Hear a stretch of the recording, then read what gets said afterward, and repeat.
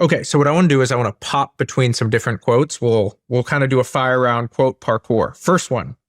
The best arguments in the world won't change a single person's mind. The only thing that can do that is a good story. I mean, in order to move somebody, you have to use emotions, right? And we talked a great deal about those two different appeals, the appeal to logic and reason and rationality, and the appeal to the guts. Yeah.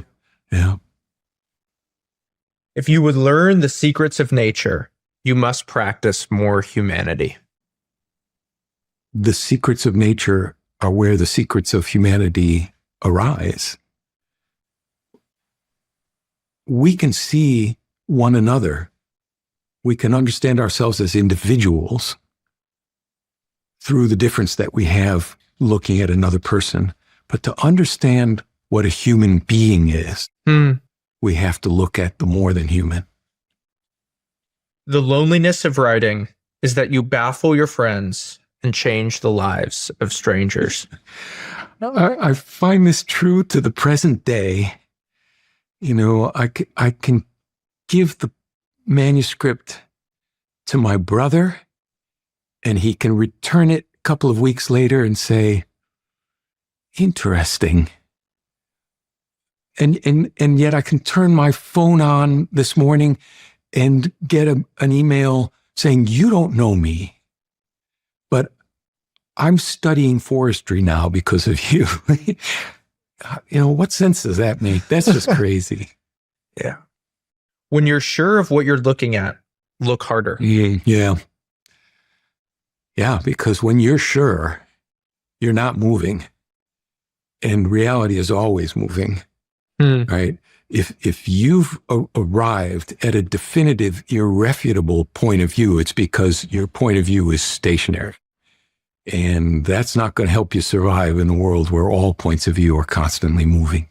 Interesting. When I read that, what I was thinking about was, I was just thinking of the overstory, and I was thinking of the infinite number of things that nature will reveal to you if you sit and you stop and you look and look and look. Yeah.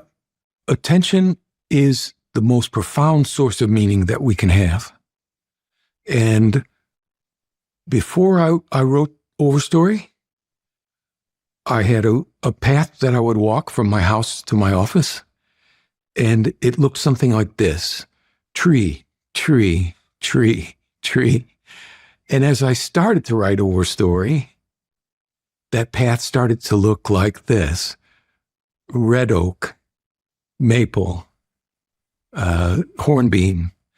And then as I got deeper into Overstory, it was, oh, this guy.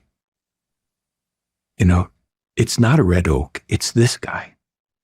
And he's doing something that I've not seen in the other red oaks in the neighborhood, right?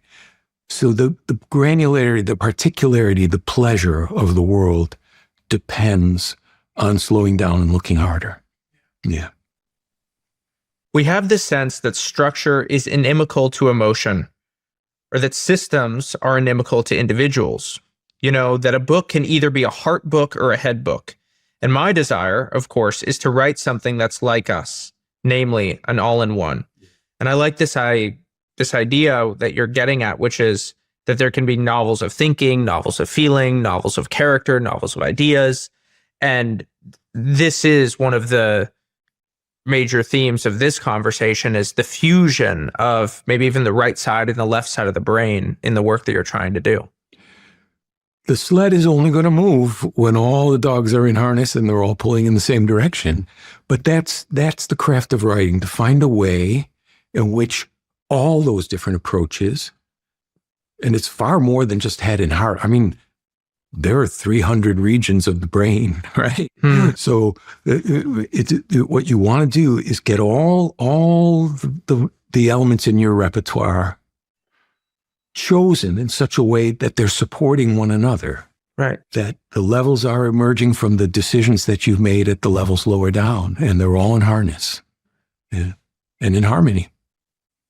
I want to end by hearing about some of the time that you've spent writing in solitude.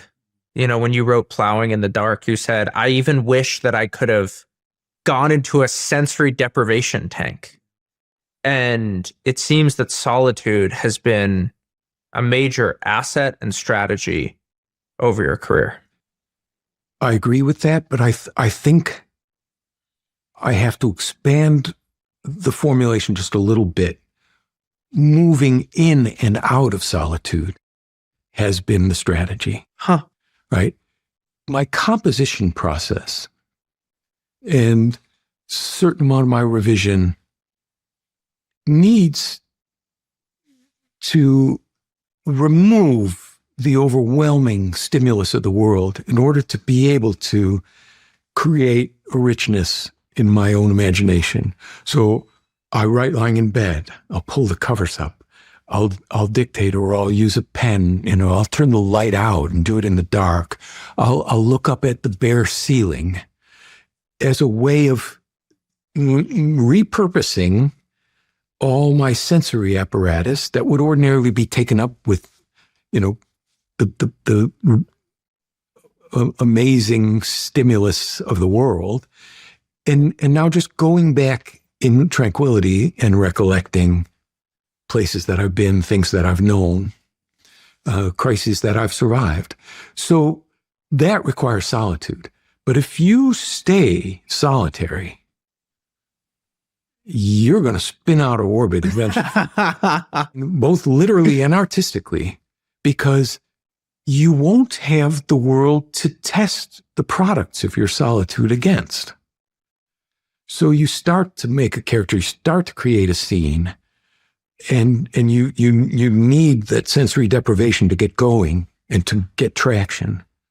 But now it's gained enough complexity and momentum on its own. What you want to know now is it true? Does it resonate? And to do that, you got to give up your solitude. You got to go back down into the maelstrom.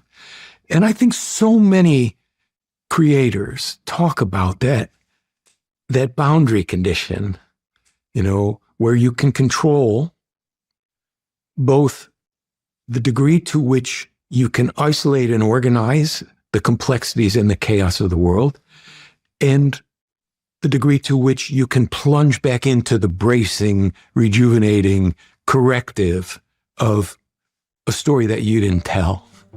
Yeah, and you have to play the one off the other. Well, if you like that clip, I think you're going to like the full episode. And I've linked to it right here.